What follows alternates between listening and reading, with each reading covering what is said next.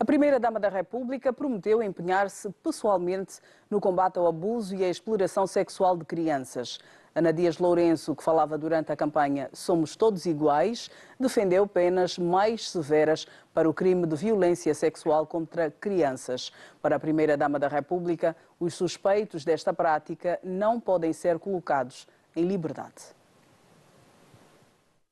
A Primeira-Dama da República interveio durante um dos painéis no ato de lançamento da campanha Somos Todos Iguais. Ana Dias Lourenço mostrou-se indignada com os depoimentos partilhados entre os participantes ao evento e que davam conta do aumento dos crimes de abusos sexuais contra crianças. Como se isso não bastasse, surgiu o caso de um suposto violador colocado em liberdade, apenas alguns dias depois de ter violentado a própria filha. Que não se ponha na rua mais nenhum abusador. Nós não podemos permitir isto na nossa sociedade. Nós não podemos permitir isso em Angola. Uma mensagem que eu queria passar diretamente aos senhores magistrados. Vocês têm o vosso poder. Vocês são uma instituição independente do Poder Executivo, mas, por favor, o que nós acabamos de ouvir, um pai que viola uma filha de 2 anos, fica 2 semanas na cadeia e o procurador ou o juiz diz que tem que ir porque não tem prova. O que é que faltou? O que é que faltou? Eu peço desculpas, mas não podia sair desta sala sem dizer que eu vou me empenhar pessoalmente para que isto termine na nossa terra. Ninguém ficou indiferente ao grito de indignação da Primeira-Dama da República. Para Ana Dias Lourenço, todos são chamados a dar o seu contributo na busca de uma solução para o problema dos abusos sexuais contra crianças. Vamos começar a olhar para esta matéria. Somos todos iguais. É o lema da atividade que trouxe ao país as primeiras damas do continente e que levou à sala onde decorreu a atividade, o Presidente da República, João Lourenço. O objetivo da mesma foi abordar questões como a educação sexual, a formação da jovem mulher.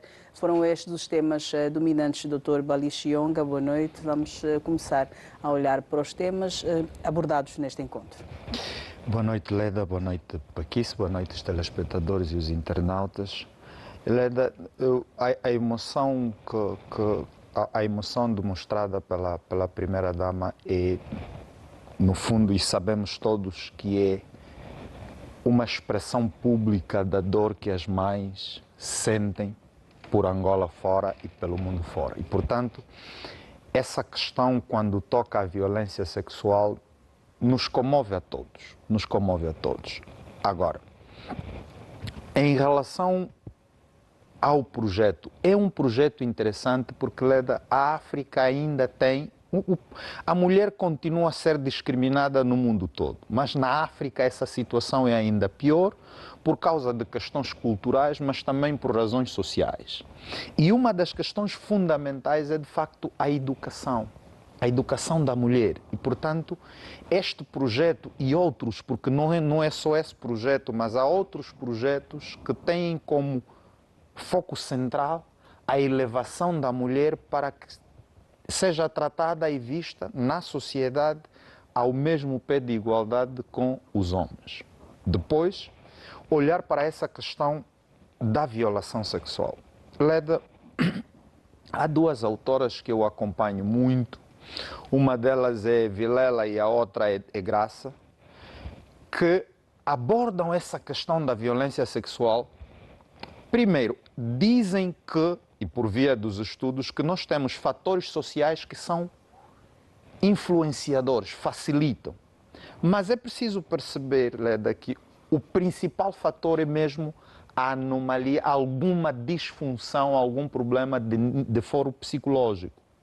Daí que eu concordo com a Primeira-Dama quando diz vai haver um empenhamento e chama a atenção, porque, Leda, apesar de, no meu entendimento enquanto jurista, o Código Penal já prevê uma pena que podemos considerar grave porque vai até os 15 anos, por via da Lei 1224, a Assembleia Nacional fez um ajuste que foi estabelecer o limite mínimo e, portanto, por essa via, Leda, por exemplo, alguém que seja acusado e tenha indícios bastantes de que terá violado, não sai da cadeia. Por quê? Porque, como se trata de um crime cuja pena mínima são 3 anos, o juiz de garantias, no caso, pode aplicar prisão preventiva. Mas sabemos que a realidade, Dr. Bali, tem mostrado diferente. Nós, TV Zimbo, no Fala Angola, por exemplo, mostramos quase que diariamente casos de abuso sexual a menores, muitas vezes praticados no seio da família, mas que as pessoas que o fazem, e não foi há 2 meses que falámos sobre um pai que abusou da filha, que tinha perdido a esposa, que ambos eram seropositivos, perdeu a esposa e que ainda assim abusava da filha mais nova. A filha vai à casa da irmã mais velha contar e a filha mais velha, revoltada, porque sabia da condição dos pais, vai à polícia apresentar queixa.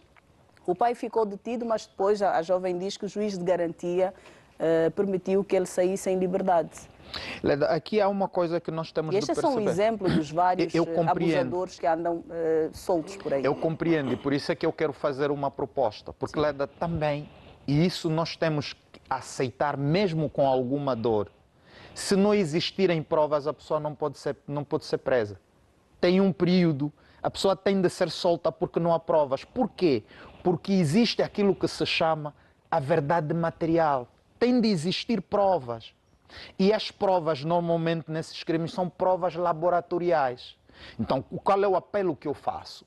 Como se trata de uma situação candente que precisa de atenção especial, aqui devia haver uma instrução no sentido de que esses casos, para análise, para se buscar a prova, fosse célere, mas depois há um outro problema, é o problema cultural que essas autoras também levantam, Leda. Nós temos o problema de não denunciar. Quando nós não denunciamos, por exemplo, um crime desse género, penso que passados 3, 4 dias, os próprios indícios de prova desaparecem em alguns casos. E se depois, por via de um exame de laboratório, ficar provado que não aconteceu, por mais verdade teórica que exista ou até prática, o tribunal não pode fazer isso. Por quê? Porque a lei tem mecanismos próprios. Então, para terminar, Leda, eu penso que Angola tem de adotar um mecanismo para fazer com que estes crimes sejam investigados com celeridade para que essas pessoas não fiquem soltas. Depois, a questão da análise, porque se trata de alguém que tem essa anomalia, claro que ele é um potencial criminoso e, portanto, também não pode andar livremente solto. Dr. Albino Paquice, boa noite. Vamos olhar para esta matéria, continuar a olhar para esta matéria. Vimos todos a Primeira-Dama da República bastante emocionada quando falava de uma criança de 2 anos abusada sexualmente pelo pai, que ficou menos de uma semana detido e depois foi posto em liberdade. O Dr. Bali falava em reunir provas. Esta é uma questão que requer e exige alguma frieza na altura da ação para que a pessoa preserve, por exemplo, as provas, porque após abuso sexual a primeira tendência é tomar banho, limpar-se e manter as provas, dirigir-se à unidade sanitária ou à esquadra, que com certeza vai enviar ao laboratório de criminalística, que para atender todo o país temos o laboratório apenas, o laboratório central que é aqui em Luanda, e as pessoas têm de ser transferidas. Existem fatores que contribuem ou não para que, infelizmente, algumas pessoas que pratiquem estas ações saiam impunes. Leda, boa noite, Dr. Bali, boa noite aos telespectadores. Bem, então, se me permitires, vou começar a fazer essa abordagem para depois fazer a abordagem geral. Em si, okay? Exatamente. Eu percebi que terá sido um ato nobre da Primeira-Dama, portanto, Ana Dias, mostrar aquela emoção, portanto, naquela atividade, mas as provas, como tal, não desaparecem quando as crianças são acometidas por estas práticas. Quando há prática, de facto, a criança perde a virgindade. Mas o que diz o Código é quem aliciar, assediar, instigar ou constranger. Ou seja, nós temos que ter a capacidade de fazer essa investigação, que é aliciar, assediar, instigar ou constranger, porque os adultos, muitos dos adultos não chegam de facto a ter prática sexual com a criança, mas elas aliciam permanentemente, assediam permanentemente e instigam permanentemente. Então, o que tem que haver, o cuidado que tem que haver é dentro da família, aí estou de acordo em parte com aquilo que diz o Dr. Bali, porque as famílias de facto não fazem esta queixa, porque muitas vezes o pai é o provedor. Mas depois aqui há um problema, é que os abusadores, na verdade, Leda, que muitos deles são pais, nós temos visto as reportagens na TV, inclusive, em alguns casos, chegam a engravidar as próprias filhas. Muitos deles são pais, eles sofrem de uma patologia.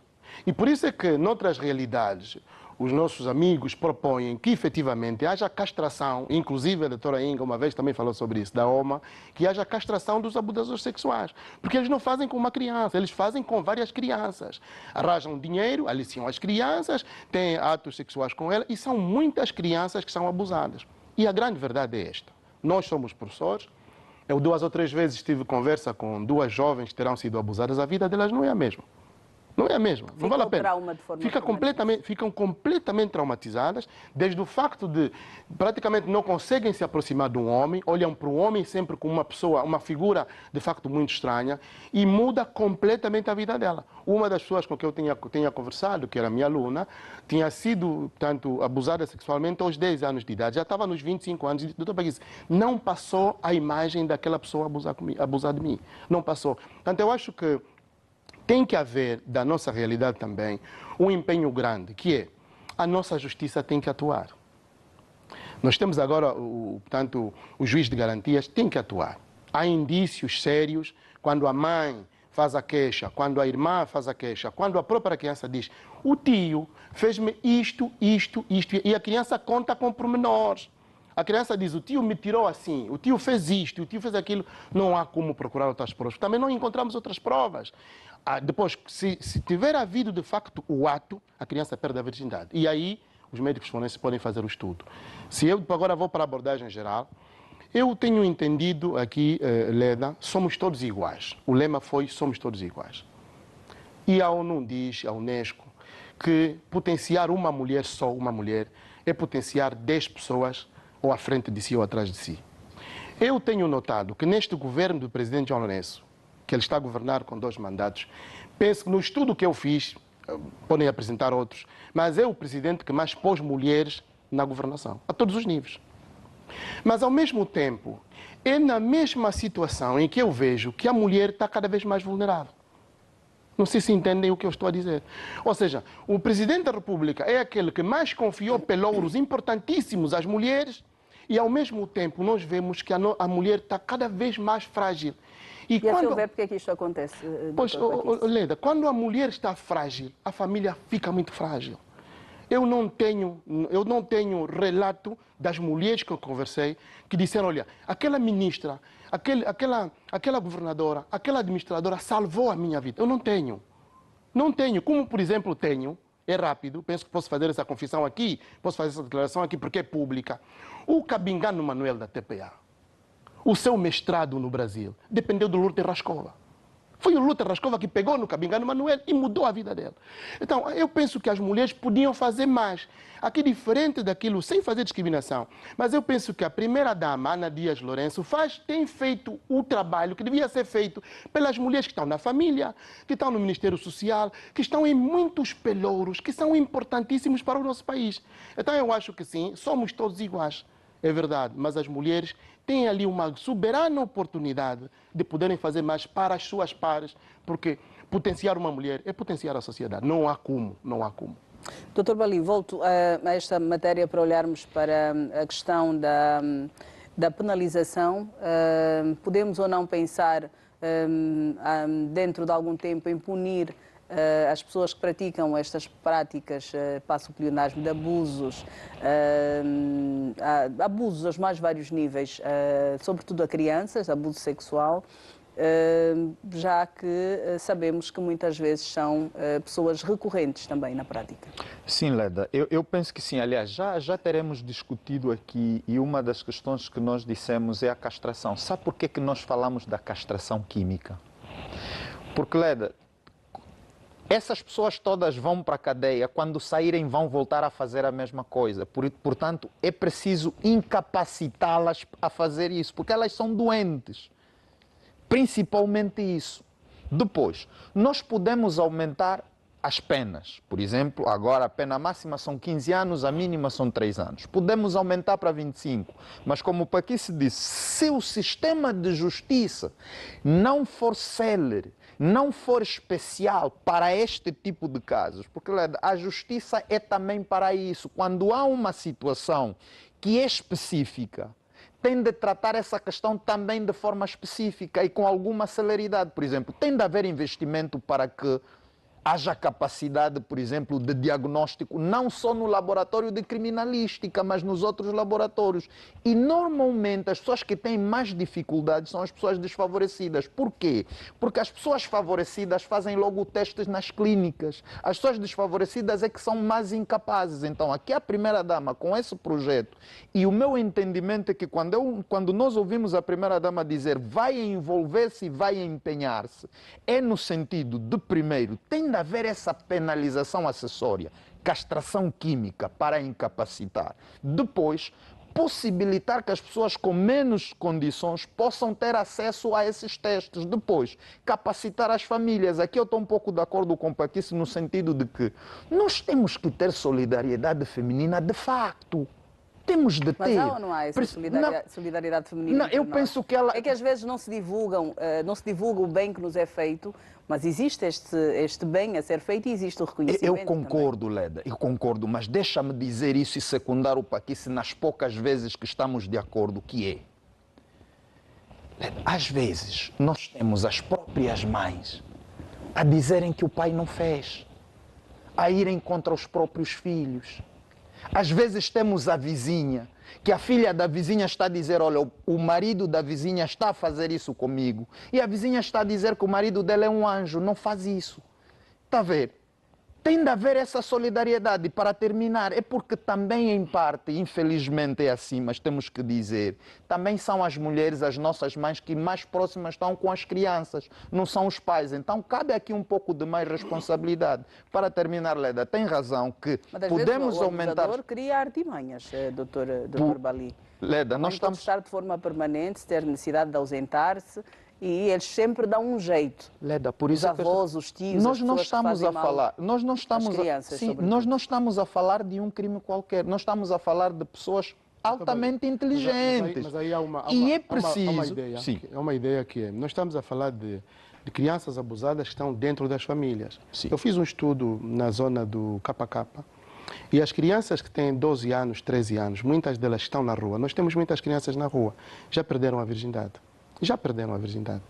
Ou seja, falei com as crianças, 12, 13 anos, já perderam a virgindade. Ou seja, porque há sempre aquele tio no bairro que quando a mãe não está, vai buscar aquela criança cujos pais não têm como lhe deixar. Já perderam a virgindade. Eu concordo contigo. A nova ministra tomou agora posse na área social. Era importante enquadrar essas crianças porque ficam com o futuro completamente destruído. Não, por isso eu concordo consigo e só para terminar, por isso é que quando eu olho, aliás, não é um pronunciamento qualquer, é um pronunciamento com emoção. Claro. E, portanto, vamos esperar daqui para frente, nos próximos dias, mudanças na atuação. Alguma mobilização no sentido de fazer com que isso aconteça. Porque senão, Leda, nós podemos também perder o futuro por essa via. Bem, vamos seguir e olhar para um outro assunto. O Tribunal da Relação de Luanda ordenou a suspensão do Exame Nacional da Ordem dos Advogados e os seus respectivos regulamentos. A medida consta da providência cautelar deferida esta segunda-feira pelo Tribunal da Relação. O Tribunal concluiu que, no geral, os regulamentos de acesso à Ordem dos Advogados extravasam a lei, sendo por isso ilegais e, por consequência disso, coartam o direito fundamental de acesso à profissão de advogado aos requerentes, provocando grave prejuízo de terem sido excluídos e ficando inibidos de frequentar o estágio. Dr. Albino Paquice, vou começar por si, sobre esta matéria que dá conta de que o Tribunal de Relação de Luanda ordenou a suspensão do Exame Nacional da Ordem dos Advogados e os seus respectivos regulamentos. Ou seja, a Ordem dos Advogados esteve irregular nesta decisão?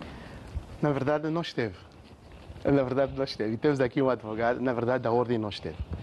O que tem havido é queixas da parte, portanto, daqueles jovens que recorreram portanto, à ordem para fazerem o exame. O exame é legal, porque está previsto na lei, no regulamento, tem inclusive em Diário da República. Nacional. Sim, o exame nacional é ilegal. É legal, no caso? É legal. O exercício da advocacia, temos no artigo 193, e, portanto, está previsto isto. O exercício da advocacia está previsto na nossa Constituição, está no Diário da República e tem um regulamento próprio. Ou seja, para se ter acesso à ordem dos advogados, é preciso fazer um exame nacional. Aqui o problema é este, Leda. Os alunos que vão para fazer o exame na ordem dos advogados vêm de diferentes escolas. E a ordem reúne um júri que faz um exame e muitas vezes o exame é pesado para os alunos que estão a vir da universidade, de várias universidades, os currícula são diferentes. Então vão fazer o exame e percebem que o exame é muito difícil. Mas ainda assim, desta vez, a ordem, tendo percebido que havia essa dificuldade, de 3 horas que é o regulamento do exame, aumentou mais 1 hora e então o exame foi 4 horas. Alguns disseram que o exame foi muito extenso e foi muito difícil e o tempo não era próprio. Mas o que aconteceu foi que, e eu falei com várias pessoas, inclusive alunos que participaram deste exame, a grande dificuldade está na conformação dos currícula studiorum das universidades. Mas o que se propõe é, ao invés de irem fazer o exame e terem o estágio nos patronos, porque a razão é que a ordem não muda a ordem. Agora, essa nova ordem dos advogados vai mudar a ordem, ou seja, 6 meses para fazerem, depois de acabar a universidade, 6 meses para terem aulas sobre direito processual, tanto como é que é isso mesmo? Direito processual e outros processos, vários processos, direito civil, processual, vários direitos, direito constitucional. Têm 6 meses para fazer esse estágio a cuidado da ordem e depois têm 6 meses para fazerem estágio no patrono. Isso completa 12 meses, que são 1 ano, para que os estudantes fiquem preparados. Porque o que essa nova ordem percebeu, a nova direção da ordem percebeu, é que nós temos muitos advogados que vêm de várias universidades e não têm capacidade própria para, portanto exercerem a advocacia. Está a ver, Leda? Então este é o problema. Mas terá percebido tarde ou não? Não percebeu tarde. Não percebeu tarde. Não percebeu tarde. Já terá percebido. Embora essa decisão do Tribunal da Relação, Luanda, o que quer parecer é que o exame seja extinto mesmo. Não sei se o Dr. Bali é desta opinião, que o exame seja extinto. O exame não pode ser extinto. O exame para a Ordem dos Advogados não pode ser extinto. Por quê? Porque os arquitetos, depois de terminar o curso, fazem um determinado curso para fazerem parte da ordem, para exercerem a profissão, e todas as profissões têm um exame para fazer parte daquela ordem. Portanto, eu penso que esta ordem, esta direção, quer um mínimo rigor para se fazer parte da Ordem dos Advogados, e não quero crer que haja aqui malefício ou haja má-fé na intenção da direção da ordem. Não creio. Doutor Bali Chionga, que visão é que tem sobre esta decisão do Tribunal de Relação, mas antes também sobre a decisão da Ordem dos Advogados em relação ao exame nacional? Bem, Leda, do ponto de vista constitucional, é a Ordem que tem a competência, tem um mandato constitucional de regular o acesso ao exercício da advocacia. Ponto. É a Ordem que tem esse mandato. E, portanto, a Ordem entendeu que deve ser feito por via de um exame. Mas já existia esse exame, só que a diferença é que agora é o exame nacional. Sim, mas Leda, nós também temos história, e o Tribunal faz um pouco essa abordagem, nós temos história, né, muito no princípio, que não havia isso, não havia.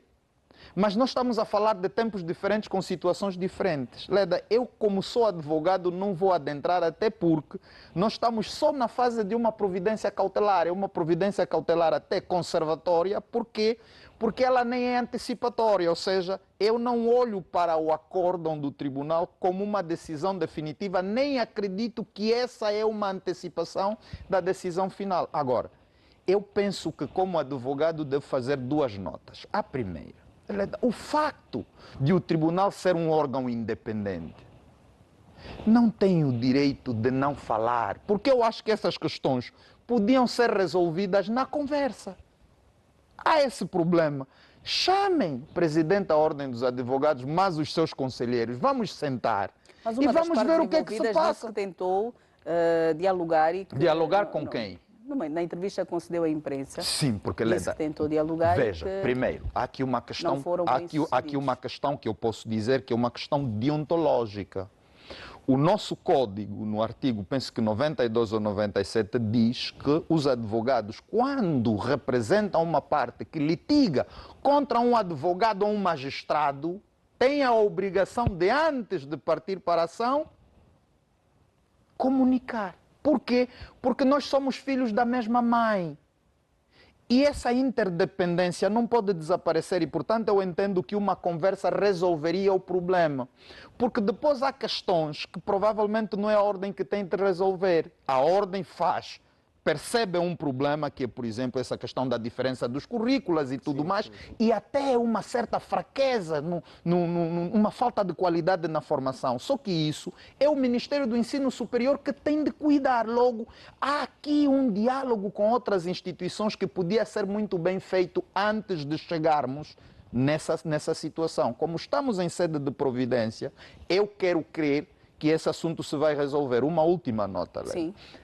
Há na praça pública quase que um vexame, um achincalhar do advogado que está a representar estes requerentes. Não é correto. O advogado está a fazer o seu trabalho, é o seu trabalho representar qualquer quem que seja e contra quem quer que seja.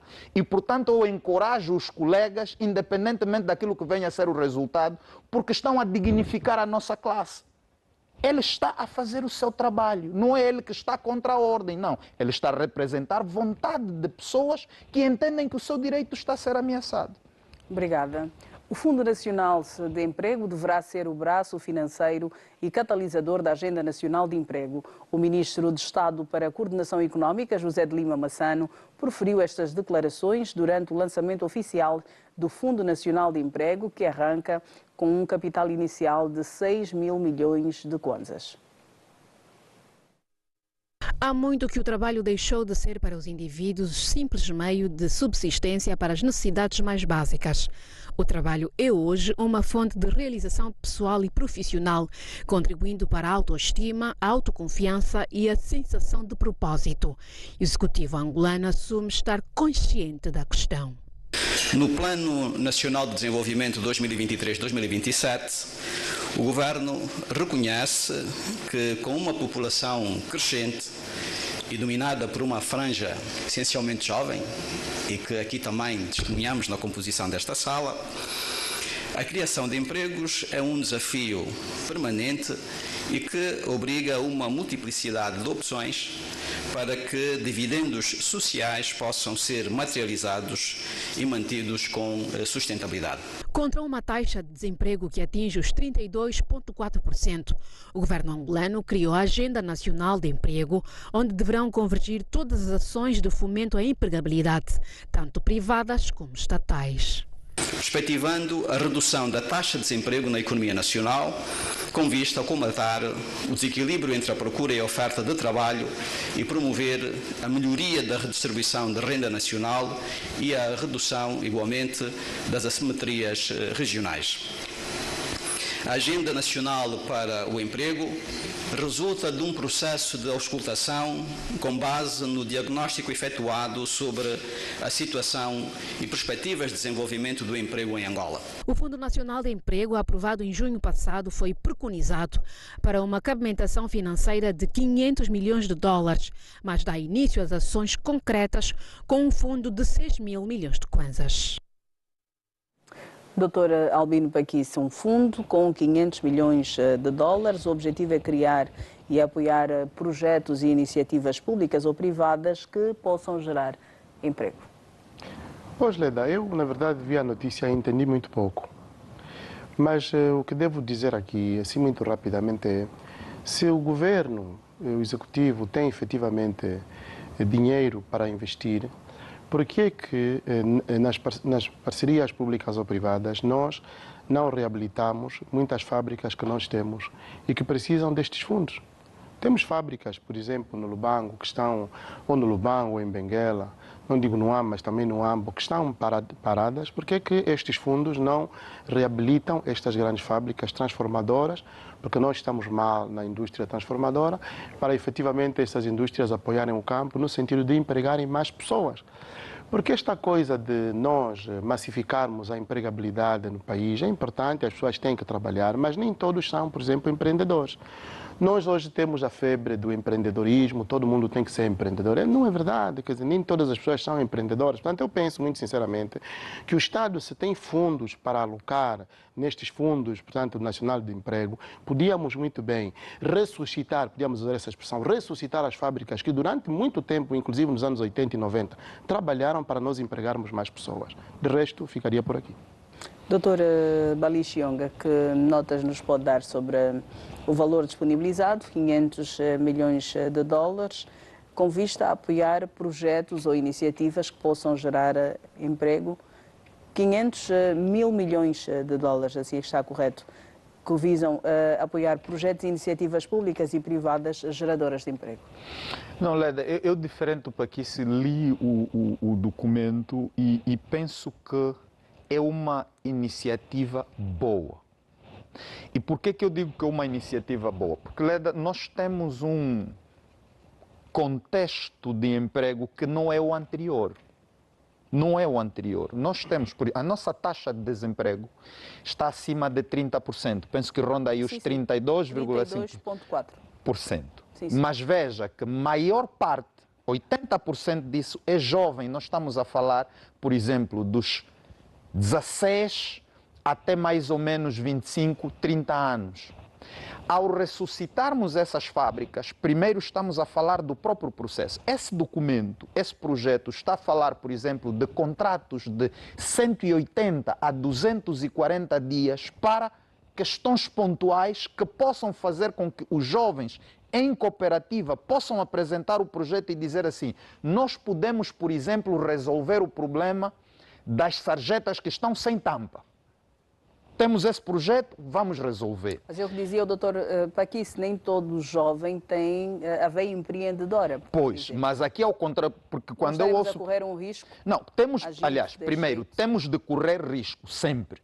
Temos de correr, aliás, eu costumo dizer, com os jovens, temos de correr risco ainda mais. Só não podemos deixar de confiar na juventude, porque ela é o país. Mas isso e o que é que isso tem? Ou seria a necessidade de prepará-los primeiro para poderem responder melhor a estes desafios? Sim, mas Leda, na preparação, por quê? Porque o programa também não é pegar dinheiro, chegaram 12 jovens, é para que está aqui o dinheiro e vão. Não, apresentem um projeto.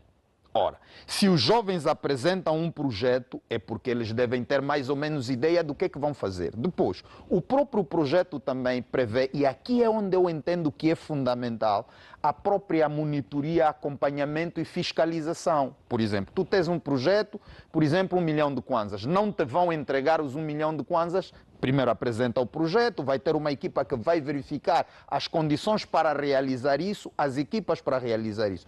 O meu receio, Leda, é a maior parte de nós procura muito o emprego, não procura o trabalho. E nós temos, por isso é que às vezes a banca tem receio de dar crédito. Porque quando nós recebemos um crédito, não queremos mesmo pagar. Nós pensamos assim, esse é dinheiro do Estado, ninguém vai me cobrar, isso é a minha parte. Temos essa conversa. Então, o que é que precisamos? Se temos programas desse gênero, que eu penso que são bons para a juventude, mas temos de fiscalizar a tal ponto de não perdermos muito dinheiro. Eu penso que é por aí. O problema nisto, eu quando olho para estas coisas, são muito românticas. O problema nisto é que nós temos realmente, e também deves ter, doutor Bali, amigos jovens empresários que estão a trabalhar com 50 milhões de kwanzas e queriam mais 50 milhões de kwanzas. Por que que o Estado, ao invés de procurar em jovens que nunca fizeram nada, não potencia aqueles que estão a trabalhar com... Mas o projeto não está a dizer jovens que nunca fizeram nada. Este jovem que trabalha com 50 milhões de kwanzas também pode aumentar a sua força de trabalho, trazer um projeto... Não, está a dizer diferente. É mais fácil. Porque isso aqui é mesmo para... Nesse caso, é potenciar. Se você trabalha com 50 milhões, tem 2 trabalhadores, pode ter 10... e chegar e dizer assim, eu mais 10, temos essa, e o nosso plano é este, está a ver? Não pode olhar para essa situação como se a ideia fosse procurar novos jovens. Não é essa a ideia, Paquice. Eu tenho exemplos muito concretos. O que tem de fazer é ler bem o documento, porque acho que esse pode ser o problema. Eu tenho exemplos muito concretos de uma pessoa amiga, jovem, que inclusive está para fechar um negócio. Não, é rápido. Não, só um bocadinho. Não, é só um exemplo. Um jovem que está para fechar o seu negócio porque precisava de mais 100 milhões quase. Sim. Encaminhei-o a pessoas que trabalham nestas coisas, de créditos e outras coisas. O jovem está há 3 meses à espera de 100 milhões quase. Sim, e mas vai fechar. E ele emprega. O projeto está aqui. E ele emprega. Só um bocadinho, doutor Bali, só um bocadinho. Ele emprega. Doutor Bali, ele emprega. Só um bocadinho. Ele emprega 80 pessoas. E disse, para que se eu vou fechar a minha empresa porque preciso de 100 milhões e não tenho. Ou seja, então eu estou a dizer, ao invés de o Estado cada vez mais ter dinheiro que está por ali e vai buscar jovens... A primeira coisa que devia dizer a esse seu amigo é encontrar uma estratégia para não fechar a empresa. Porque se a primeira dificuldade que tem fecha a empresa, até é mau empresário. Não, é mau empresário. Posso? Pode sim. Ao invés de o Estado ter estes vários fundos, e o Estado não tem só esse fundo, tem vários fundos, tem muito dinheiro nos fundos. Com critérios muito difíceis de preencher. Por que é que o Estado não diz? Por que é que não identifica empresários jovens? Mas estão aqui. Os empresários jovens estão aqui. Paquice, olha, você trabalha com o ministro do Estado a dizer que houve auscultação. Houve. Está a ver? Tem de ler o documento para perceber. Você trabalha com 50 milhões, nós vamos a crescer mais 100 milhões. Você trabalha com 100 milhões, vamos a crescer 200 milhões. Mas é só crescer sem nada. E vamos fazer monitoria ao trabalho que você faz. Todas essas pessoas que eu citei estão no empresariado há mais de 15 anos. Sim, mas sabe, Paquice, há pessoas que trabalham com 50 milhões e não conseguem trabalhar com mais de 50 milhões por causa das limitações que têm. Agora, é preciso valorizar primeiro.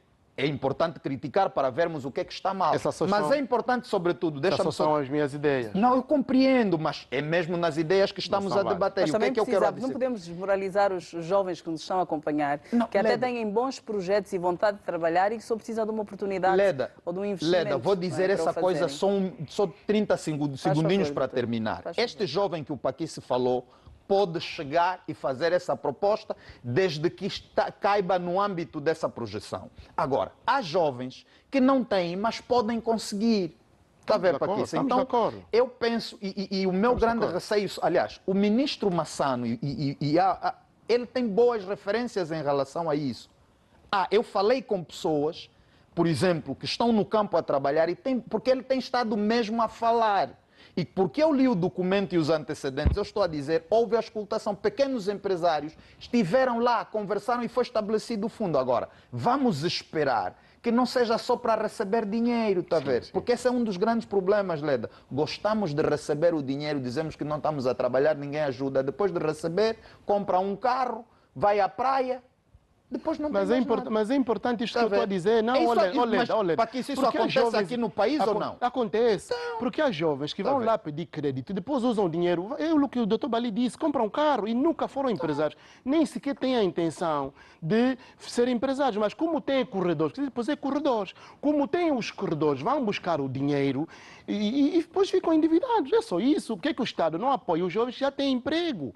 Ou seja, que já têm empresas. Que já têm empresas.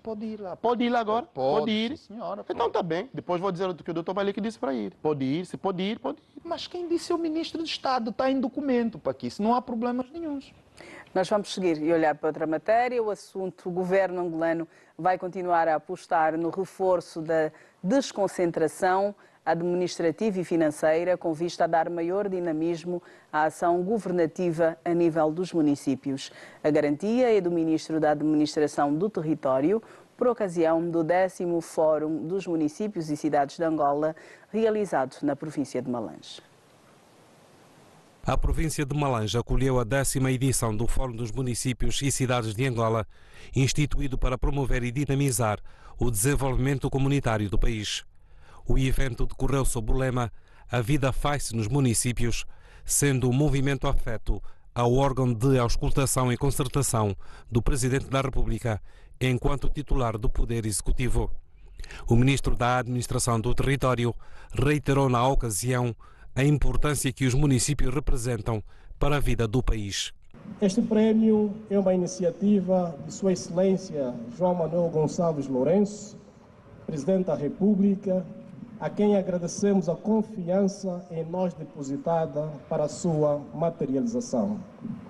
Na sua concepção, Vossa Excelência, Dr. Adão de Almeida, Ministro de Estado-Chefe da Casa Civil do Presidente da República, tem seguramente registrado as suas impressões digitais. Sejamos resilientes ao enfrentar cada adversidade que cruzar a nossa jornada nesse longo percurso para o desenvolvimento de Angola. O Fórum dos Municípios e Cidades de Angola possui, entre outros objetivos, a celebração do 10 de agosto, Dia Africano da Descentralização e do Desenvolvimento Local, resultante de uma deliberação da segunda Conferência Ordinária dos Ministros responsáveis pela descentralização e desenvolvimento local, realizada na cidade de Maputo, Moçambique, em 2011 e acolhida pela União Africana em 2012.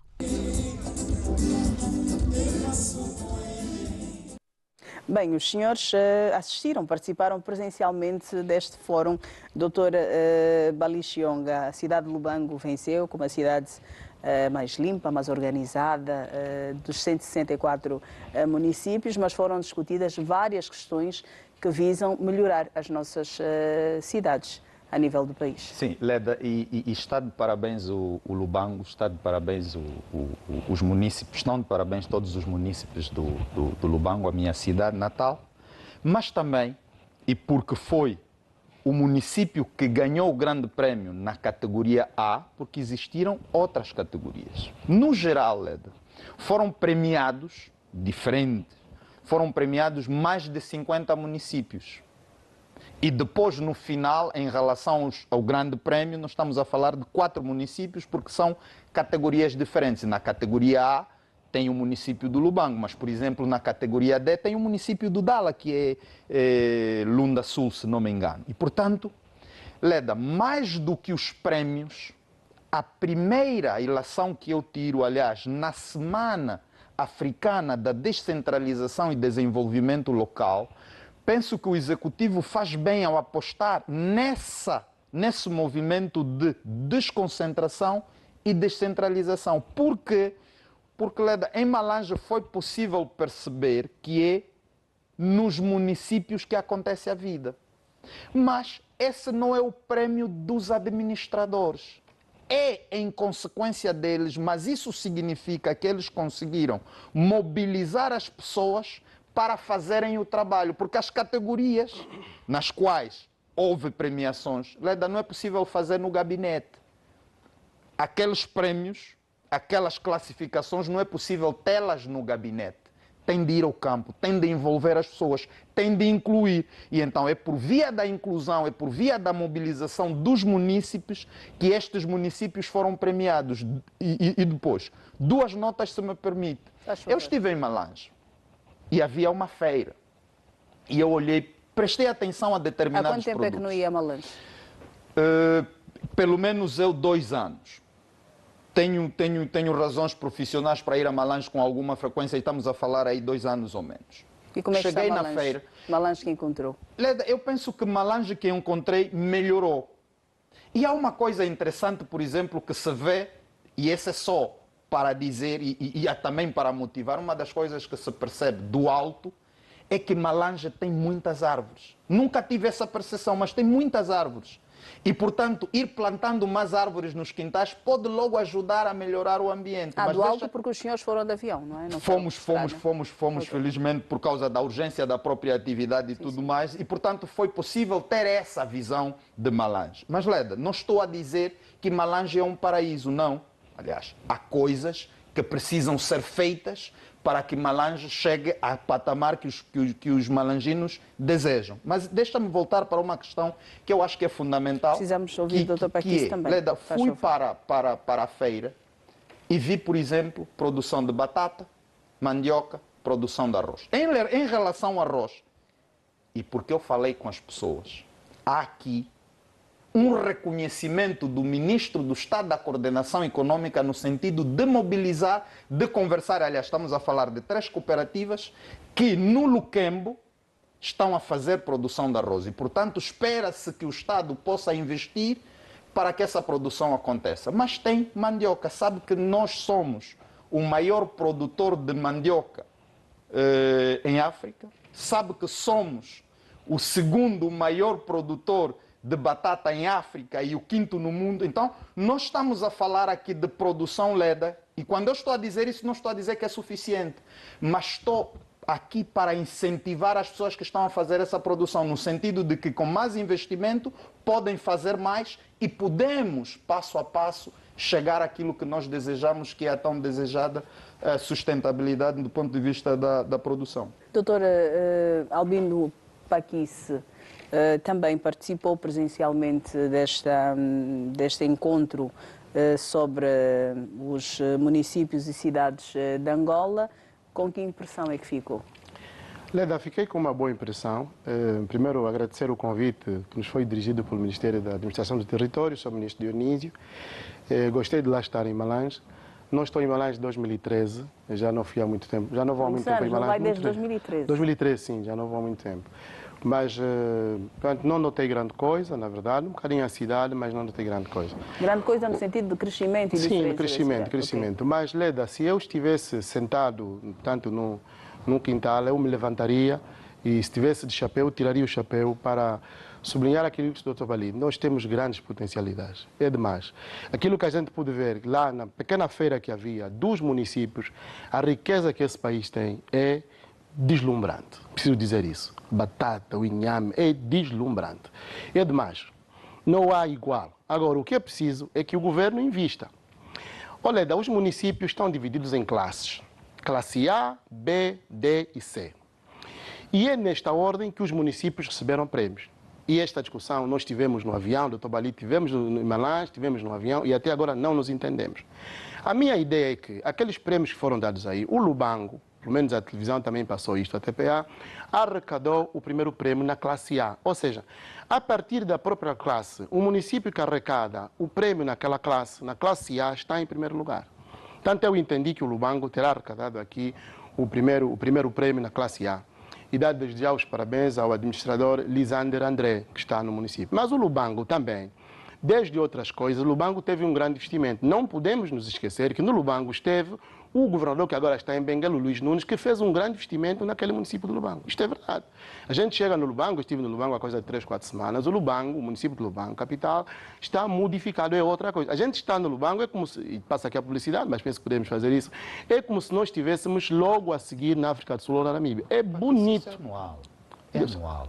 Luís Nunes não está na Huila já há um tempo, não é? Deixa-me só terminar. Deixa-me só terminar. O mérito é mesmo das pessoas que estão lá também. Não, o mérito mas o Luís Nunes fez grandes investimentos. Nós temos que reconhecer isto, fez grandes investimentos. Agora, o que eu achei interessante neste encontro e nesta atividade que decorre do decreto presidencial é os administradores reunirem-se. E, Leda, a ideia de fundo é que o Estado angolano está a cobrar aos seus administradores o que recebem do Orçamento Geral do Estado e a maneira como eles conseguem mobilizar a própria comunidade. Ou seja, vocês têm dinheiro do Orçamento Geral do Estado e como é que vocês mobilizam a comunidade. Então, o governo está dizendo, meus senhores, vocês, para lá do orçamento que recebem, têm que mobilizar a comunidade para que aquelas potencialidades da comunidade venham ao de cima. É assim que, falando com vários administradores que eu conheço, os administradores da CAALA e outros, alguns das Lundas, eu estou para que nós podemos, inclusive, ter o Orçamento Geral do Estado atrasado, mas nós alavancamos a comunidade. Então, aí estou de acordo em parte com o que diz o colega, que a própria forma como o Estado angolano está a fazer, mas deixa-me dizer, Leda, que a minha ideia, que é da maioria, é sempre a seguinte. Os nossos administradores continuam a ser nomeados. E um administrador nomeado não tem programa, porque pode ficar um ano, o ano seguinte sai. Se nós formos para as autarquias, quem vai cobrar aquilo que o governo, que nós fomos ver agora em Malange, quem vai cobrar é o povo. Que é, o administrador está eleito para 4 meses com o seu programa e, portanto, nas eleições autárquicas não há limite de mandatos. Como João Jardim ficou 30 anos na Madeira. Se governar melhor, fica o tempo que quiser. Então, penso que isto que o governo está a fazer é muito bom para chamar a atenção aos seus administradores, mas nós, quando tivermos autarquias, isto será uma maravilha. Bem, antes de passarmos para o minuto dos senhores, O doutor Albino Paquice fez uma publicação, fez algumas publicações em que estavam os dois juntos em diferentes momentos e as reações nas redes sociais foram muito grandes. Às vezes as pessoas têm a ideia de que por divergirem no debate, fora os senhores são inimigos. É bom que fique claro que não existe essa inimizade fora dos estúdios da TV Zimbro. Não, Leda, deixa um minutinho para fazer isso. Primeiro, para fazer uma correção, não somos o primeiro na produção de batata, mas somos o primeiro na produção de banana em África. É isso que eu queria corrigir depois. É verdade que eu e o Paquice temos nossas ideias, discutimos. Nós não somos amigos de andar juntos, mas somos angolanos que, quando é necessário, falamos de determinadas coisas quando estamos fora. E, Leda, uma coisa é muito simples. Nós estamos a fazer isso como nossa atividade cívica e também um exemplo para fazer com que as pessoas percebam, para que as pessoas percebam que o país vai com ideias divergentes, porque no final somos todos angolanos. E, portanto, nós não somos inimigos. Temos, sim, ideias divergentes, às vezes convergimos e às vezes divergimos, mas o país é assim e continuará a ser assim. Doutora Paquice. Queria fazer aqui uma pequena correção, que é importante. Muitas vezes a UNITA me convida para participar das suas atividades, não é? E eu falo com propriedade das coisas da UNITA, porque a UNITA me convida muitas vezes. E eu vou, de livre vontade. Agora, o MAT me convidou, naturalmente estavam lá muitas pessoas do MPLA, e portanto eu fui. Eu acho que nós temos que ter a capacidade de estar em todos os ambientes. E com o Dr. Bali, nós discutimos aqui na televisão, temos ideias diferentes, é verdade, mas passamos essa imagem que ele disse. E eu acho que o país tem que andar assim, nós temos que ter essa capacidade. Todas as pessoas pensam que o facto de nós termos ideias diferentes aqui na televisão, então lá fora temos que ser inimigos. Olha, é um erro muito grande. Porque nós aqui passamos apenas as nossas ideias, mas o resto depois da vida continua. Então eu penso que é uma mensagem que nós queríamos passar, aqueles que são militantes de partidos políticos e a sociedade civil, para nós entendermos que o país está acima das nossas querelas, portanto, ideológicas.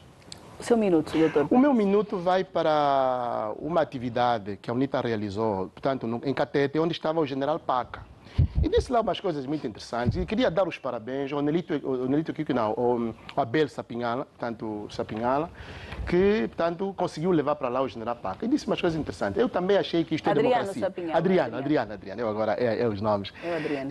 Exatamente, é os nomes. Então, achei que ele está a fazer um bom trabalho enquanto secretário da UNITA e acho que está de parabéns pela sua atividade. Apresento aqui uma obra de José Neves João Antônio, Contributo da Engenharia Ambiental. Este livro também comprei em Malange, Contributo da Engenharia Ambiental como garante para o desenvolvimento sustentável de Angola. É um engenheiro que escreveu este livro, um livro muito interessante, vale a pena ler. Outra obra que eu trago é Lumarinov, As Grandes Questões da Vida. Lumarinov, As Grandes Questões da Vida, é uma obra, esta obra é muito interessante. Quem puder ler, naturalmente leia, que vai lhe ajudar imenso. Olhar a filosofia, olhar a vida do ponto de vista filosófico, é verdade. Obrigada. Doutor Bali Chionga, o seu minuto. Leda, o meu minuto, encorajar essa cooperativa que está a produzir, essa união de diferentes fazendas que está a fazer produção de arroz no Luquembo. Estamos a falar do Planeta Verde, da Bonsai e da Marcis. São 3 fazendas que estão a alavancar a produção do arroz no Luquembo. Só precisam de financiamento e têm conversas muito permanentes com o Ministro do Estado da Coordenação Econômica e vai avançar. Leda, o Quambas hoje não ganhou, mas é o meu município de eleição, por uma coisa que eu acho muito interessante. A Leda vai com certeza se lembrar, nós comprávamos pão no saco. Sim, sim. E o projeto do município é este, plástico zero. E eu penso que é uma ideia para replicar. Por quê? Porque podemos nos livrar do plástico antes que comece a ser muito prejudicial para os nossos oceanos e para a nossa vida. Leda. Muito obrigado. Obrigada. Pelo menos voltar aos sacos de pano, que exatamente, era assim, né? Nós crescemos a usar para comprar o pão o saco de pano. Pois. E em relação ao Fundo Nacional de Emprego, só lembrar que estão disponíveis para este ano 11 mil milhões de kwanzas e durante 5 anos este valor deverá chegar a 21 mil milhões de kwanzas. Então os nossos empresários podem dirigir-se, obter as informações e candidatar-se. Senhores, Bali Chionga, Albino Paquice, obrigada por terem estado connosco em mais uma edição da revista Zimbro. Senhor telespectador, deste modo concluímos a edição de hoje.